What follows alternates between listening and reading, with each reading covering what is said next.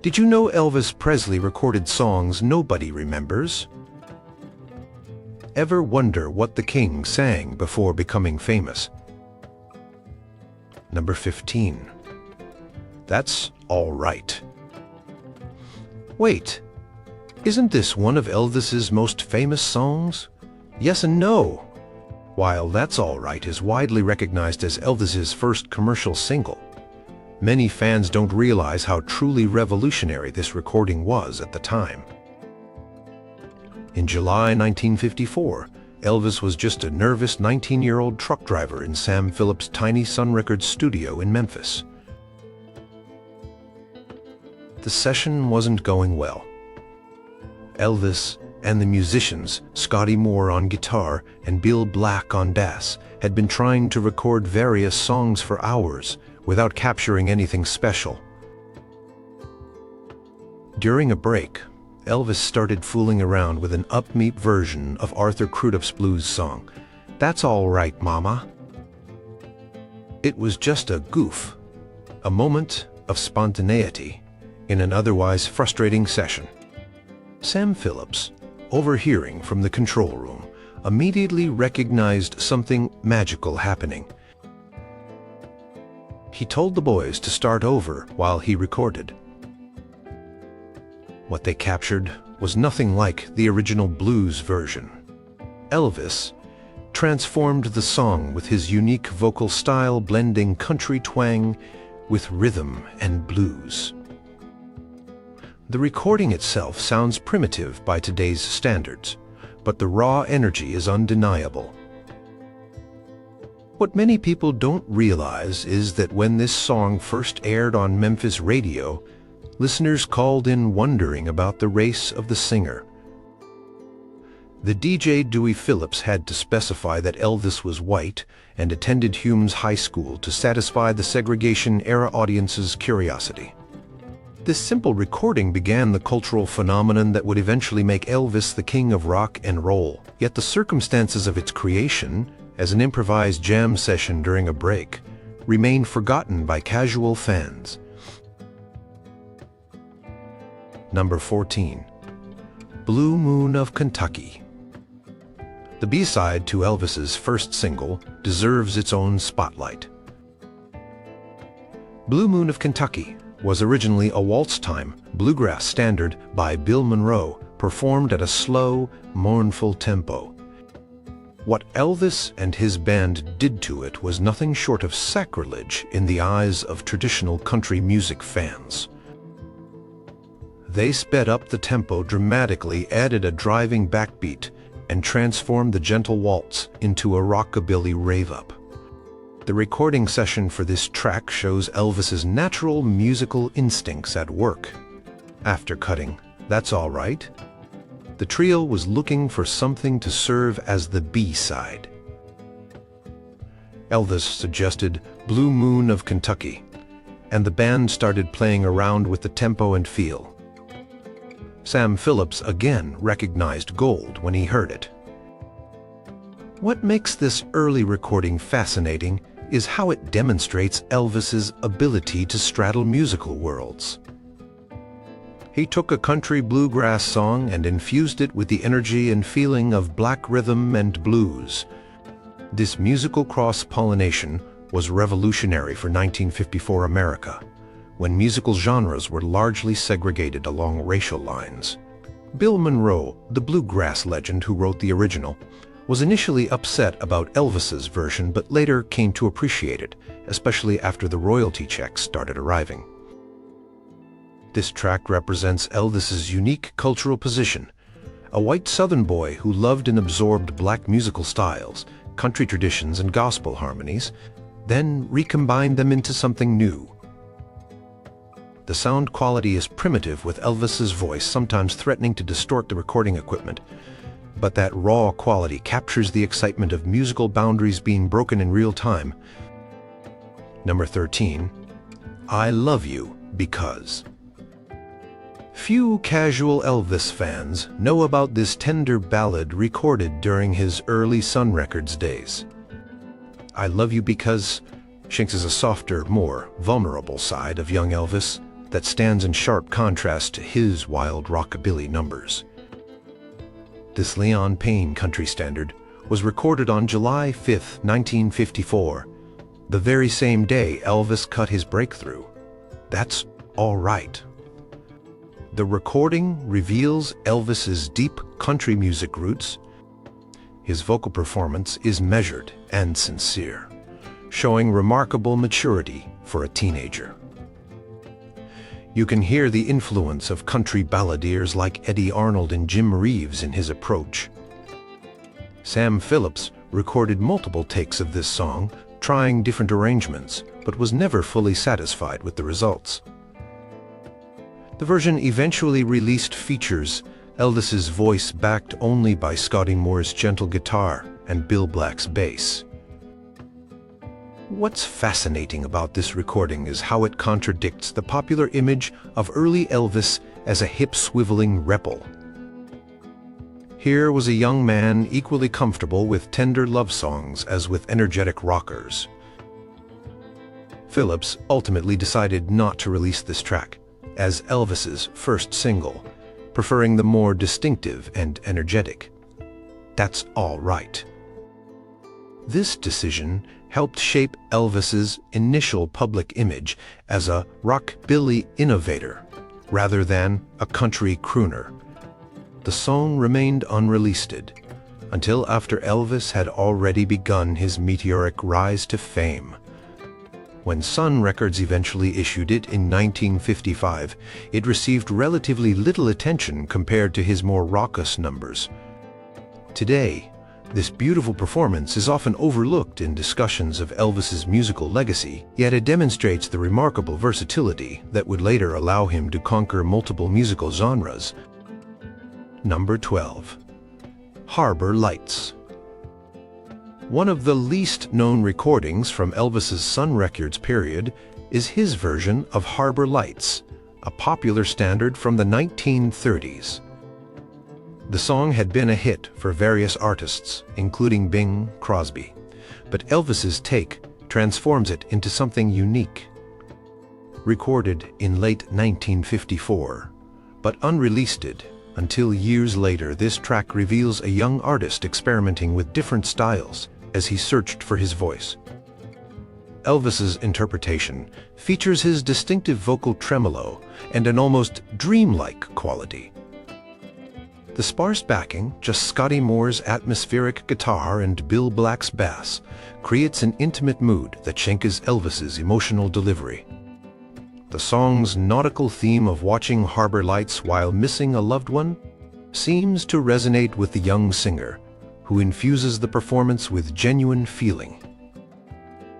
Sam Phillips recorded this track, but chose not to release it, likely because it didn't fit with the more energetic rockabilly sound that was beginning to define Elvis's public image. This decision points to the careful curation that went into building the Elvis brand from the very beginning. Phillips recognized that Elvis's appeal lay partly in his more dynamic performances and balked at releasing too many slow, contemplative numbers that might pigeonhole him as just another crooner. What's particularly interesting about Harbor Lights is how it demonstrates Elvis's ability to interpret material from outside the country and blues traditions that formed his core influences. Even at this early stage, he was showing signs of the musical versatility that would later allow him to tackle material ranging from gospel to pop standards. The recording remained in the vault for years, eventually surfacing on compilations of Elvis's early work, but rarely mentioned in discussions of his musical development. Number 11. Tomorrow Night. This haunting blues number was recorded by Elvis at Sun Records in September 1954, but went unreleased for decades. Tomorrow Night had previously been a hit for Lonnie Johnson in 1948, and Elvis's version shows his deep appreciation for blues material. The young singer delivers a remarkably mature performance, with his voice dripping with emotion and longing. The recording features a minimal arrangement, Elvis's voice, Scotty Moore's guitar, and Bill Black's bass, creating an intimate atmosphere that draws listeners into the song's melancholy mood. Elvis's vocal approach here reveals the influence of blues singers he admired, yet he doesn't simply imitate them. He brings his own distinctive quaver and sense of timing to the performance. What makes this recording significant is how it demonstrates Elvis's musical range beyond the rockabilly sound that would soon make him famous. Here was a teenager equally comfortable with the blues as with country or gospel. Sam Phillips chose not to release this track at the time, perhaps believing it was too downbeat for the energetic image he was crafting for his young star. The existence of this recording challenges the simplistic narrative that Elvis was merely a white performer, appropriating black music for commercial purposes. His interpretation shows genuine understanding and respect for the blues, tradition reflecting years of absorbing this music growing up in predominantly black neighborhoods in Memphis. When this track finally emerged from the Sun Records archives decades later, it provided followers with a missing piece of the puzzle in understanding Elvis's musical development. Number 10, I'll Never Let You Go, Little Darlin'. This tender ballad represents another, rarely discussed, facet of Elvis's early repertoire. Recorded at Sun Records in 1954, during the same period as his more famous rockabilly tracks, I'll Never Let You Go showcases Elvis's ability to convey sincere emotion. The song features a country waltz feel, with Elvis's voice floating above Scotty Moore's delicate guitar work. The performance reveals Elvis's debt to country music traditions with vocal techniques that recall influences like Eddie Arnold and Hank Williams. Yet even when working within established country music conventions, the young singer brings distinctive qualities. His tender vocal inflections and subtle sense of rhythm make this more than just another country ballad. What's particularly notable about this recording is the control Elvis demonstrates over his voice. Just barely out of his teens, he already possessed remarkable command of dynamics and emotional shading. He could shift from powerful, full-throated rock and roll to intimate, whispered passages with natural ease. This versatility would serve him well throughout his career. Sam Phillips recorded this song but held it back from release, focusing instead on more distinctive, up-tempo material for Elvis's early singles. This decision helped establish Elvis as a revolutionary new voice rather than just another country singer. When the track was eventually released on compilations years later, it provided a more complete picture of the young singer's abilities and musical interests. Number 9, Just Because. This rollicking number shows young Elvis having fun with a song that had been around since the 1920s. Just Because had been recorded by various artists over the years. But Elvis brings a youthful energy to his version, recorded at Sun in 1954. The track features a bouncy rhythm, with Bill Black's slapping bass providing the foundation for Elvis's playful vocals. The song's humorous lyrics about a failing relationship give Elvis room to showcase his personality. You can hear him smiling through certain lines, bringing a charm and lightness that contrasts with some of his more intense performances. This ability to convey joy and humor would later become an important part of his appeal in films and live performances. What's fascinating about this track is how it demonstrates Elvis's intuitive understanding of what made a song entertaining. He varies his delivery throughout, sometimes singing straight, other times adding vocal hiccups and playful inflections that make the performance uniquely his. Scotty Moore's guitar work is equally impressive, with tasteful fills complementing Elvis's vocals without overshadowing them. Despite its quality, Just Because wasn't selected for release during Elvis's time at Sun Records. Sam Phillips continued, focusing on material that emphasized Elvis's more revolutionary sound. The recording eventually surfaced years later, providing fans with another glimpse of the good-natured personality behind the emerging rock and roll icon. Number 8. Trying to Get to You.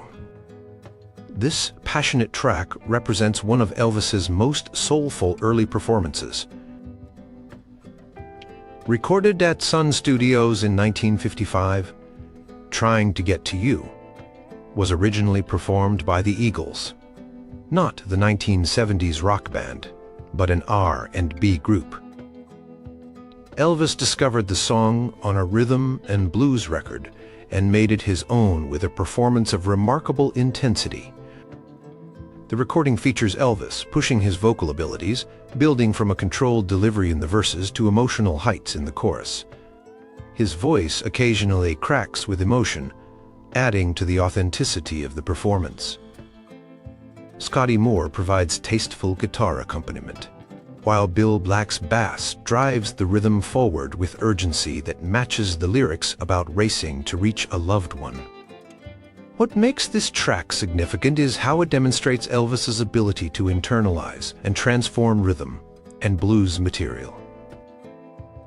He doesn't simply cover the song, he inhabits it completely, making the listener believe every word.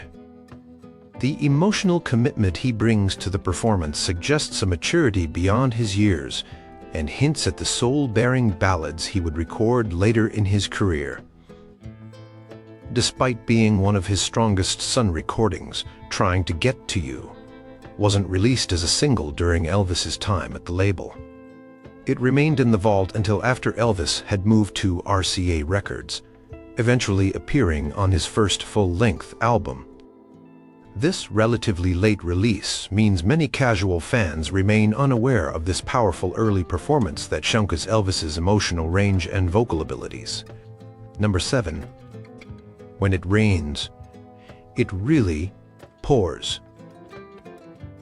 This bluesy number was recorded by Elvis at Sun in late 1955, but remained unreleased for decades.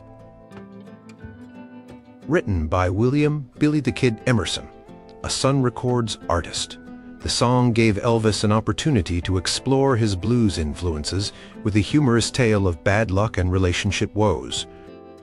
The recording features a relaxed, shuffling rhythm with Elvis delivering the lyrics with obvious enjoyment. What stands out in this performance is Elvis's natural sense of timing and his ability to tell a story through song. He navigates the clever lyrics with ease, emphasizing punchlines and adding vocal embellishments that enhance the narrative. Scotty Moore's guitar work is equally impressive with tasteful fills that complement the vocal without cluttering the arrangement.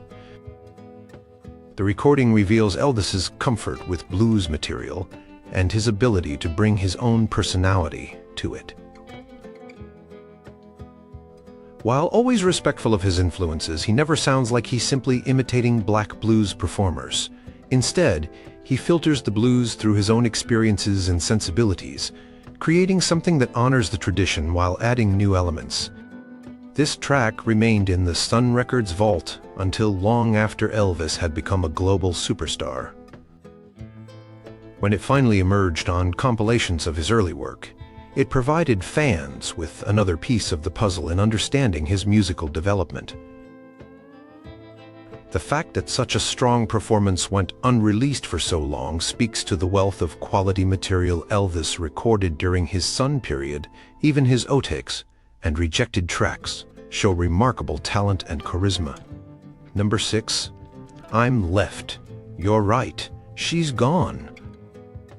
This cleverly titled track represents one of Elvis's earliest original compositions, co-written with guitarist Scotty Moore. Recorded at Sun in early 1955, the song went through multiple arrangements before Sam Phillips settled on the final version. The recording that was eventually released features an up-tempo bouncy feel that contrasts with the heartbreak described in the lyrics. What many fans don't know is that an earlier, slower arrangement of this song was recorded and rejected. That version had a more traditional country feel, with a walking bass line and restrained vocal from Elvis. Phillips pushed for the faster, more distinctive arrangement that was eventually released, helping to establish the unique rockabilly sound that was becoming Elvis's trademark. The song's structure shows Elvis and his collaborators absorbing influences, but adding their own distinctive elements.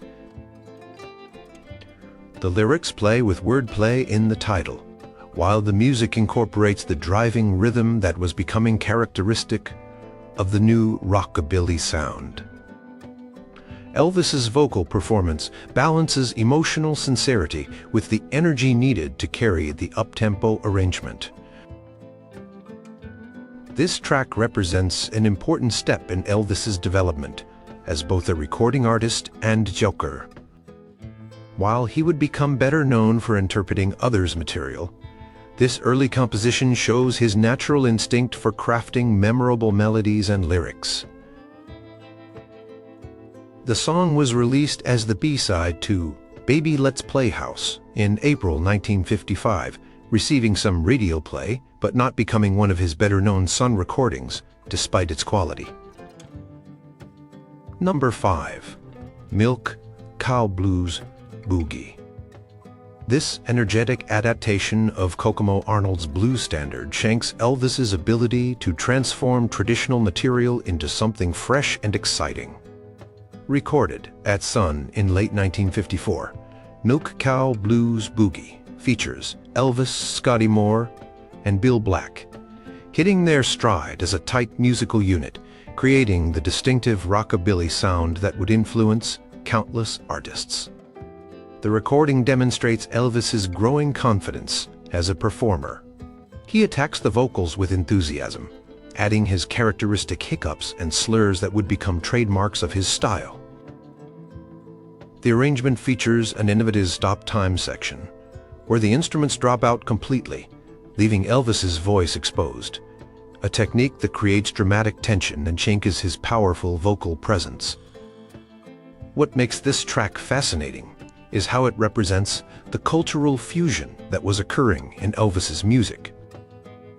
He takes a traditional blues song and infuses it with elements of country and pop sensibilities, creating something that neither fully blues nor fully country. This musical alchemy was revolutionary in the segregated music industry of the 1950s, helping to break down barriers between musical genres and audiences. Despite its quality and energy, Sam Phillips chose not to release this recording during Elvis's time at Sun Records. It remained in the vault until after Elvis had achieved fame with RCA, eventually appearing on compilations of his early work. When modern listeners hear this track, they're experiencing the sound of musical boundaries being shattered in real time, the birth pangs of rock and roll as a distinct musical form. Number 4. I Don't Care If the Sun Don't Shine. This playful number was recorded by Elvis at Sun in late 1954 and released as the B-side to his third single, Good Rockin' Tonight. Originally performed by Patti Page and featured in the Disney film Cinderella, the song undergoes a complete transformation in Elvis's hands, becoming an upbeat, rockabilly romp, far removed from its pop origins. The recording shanties the tight musical connection that had developed between Elvis, Scotty Moore, and Bill Black. Black's slapping bass technique provides a driving pulse, while Moore's nimble guitar work weaves around Elvis's exuberant vocal. The arrangement features several false endings and rhythmic shifts that demonstrate the band's growing sophistication and willingness to experiment with song structure. What's particularly interesting about this track is Elvis's vocal approach. He brings a carefree, almost giddy quality to the performance, perfectly matching the lyrics about being so in love that nothing else matters.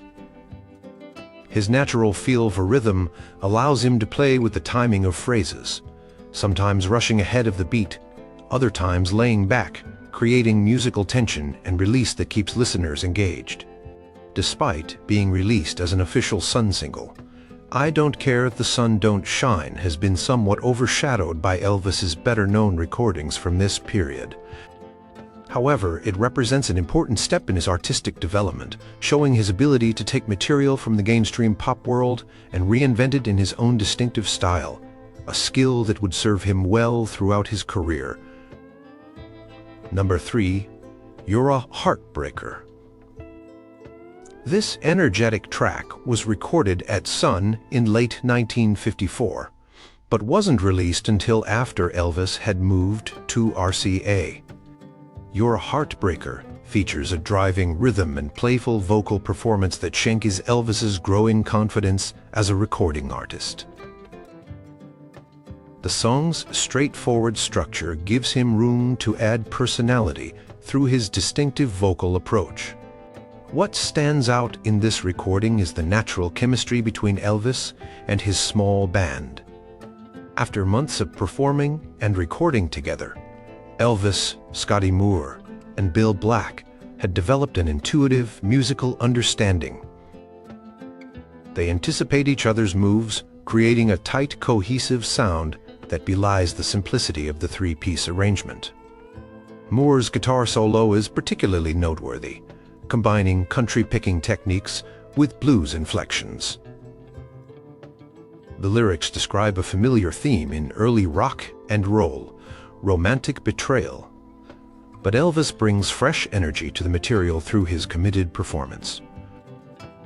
You can hear his growing skill as a vocalist in how he varies his delivery throughout the song, sometimes singing straight, other times adding the vocal hiccups and slurs that were becoming his trademarks. Sam Phillips recorded this track but held it back from release, possibly because he felt it was too similar to other material Elvis had already put out. When it eventually surfaced after Elvis had become a national phenomenon, it provided another example of the consistent quality of his Sun Records output. Even recordings considered not quite strong enough for release during that period showcase remarkable talent and energy. Number 2. I Forgot to Remember to Forget. This country-flavored track represents Elvis's final single for Sun Records, released in August 1955. I Forgot to Remember to Forget topped the Billboard country chart in early 1956, becoming Elvis's first #1 hit on any chart. Despite this achievement, the song is often overlooked in discussions of Elvis's breakthrough moments, overshadowed by his subsequent more explosive rock and roll hits at RCA. The recording showcases Elvis's ability to interpret straight country material with authenticity and feeling. Written by Stan Kesler and Charlie Feathers, the song features clever wordplay in its title and lyrics about a man who can't forget a lost love, despite his best efforts. Elvis delivers the lyrics with genuine emotion, demonstrating the sincere appreciation for country music he developed growing up in the South. What makes this track significant is how it represents a bridge between Elvis's country roots and his emerging rock and roll identity. While the song itself is firmly in the country tradition, Elvis's vocal approach introduces subtle elements that set it apart from conventional country performances of the era. His timing, tone, and emotional delivery hint at the musical fusion he was pioneering. The success of this record on the country charts demonstrated Elvis's appeal to traditional country audiences before he became known primarily as a rock and roll performer. This early acceptance in the country music world is sometimes forgotten in the narrative of Elvis as a controversial figure who shocked conservative audiences. In reality, his musical journey included genuine appreciation from country music, fans and industry figures before his more provocative performances made headlines. Number 1. My Happiness. This is where it all began. Elvis's very first recording, made at the Memphis Recording Service, the same building as Sun Records, in July 1953, a full year before his professional career would begin. 18-year-old Elvis paid $4 of his own money to record 2 songs onto an acetate disc, ostensibly as a gift for his mother. This private recording, not made for commercial release, captures Elvis before fame, before his distinctive style had fully formed, and before anyone recognized his star potential. My Happiness was a popular standard first recorded in the late 1940s, and Elvis delivers a heartfelt, if somewhat tentative, performance. Accompanied only by his own rudimentary guitar playing, his voice shows hints of the distinctive timbre and approach that would later make him famous, but in a more unpolished form. What's remarkable about this recording is hearing the raw material, the natural talent that Sam Phillips would later help shape into a revolutionary musical force. The mythology around this recording has grown over the years. Some accounts claim Elvis chose to make this recording because his mother's birthday was approaching, while others suggest he simply wanted to hear what his voice sounded like on record. What we know for certain is that when receptionist Marion Keisker asked who he sounded like, Elvis replied, "I don't sound like nobody." This statement, whether born of youthful confidence or naivety, proved prophetic. This acetate recording remained a private memento until after Elvis had become the biggest star in music. It eventually found its way to collectors and was later officially released, allowing fans to hear the very first step in Elvis's journey from unknown teenager to cultural icon. The recording quality is poor, with surface noise and limitations of the technology, but this technical roughness only adds to its authenticity as a historical document, a musical equivalent of finding a celebrity's childhood diary. Ever wonder what might have happened if Marion Keisker hadn't made note of that polite young man with the unusual voice? How different might music history be if Elvis had never returned to Sun Records after that first private recording?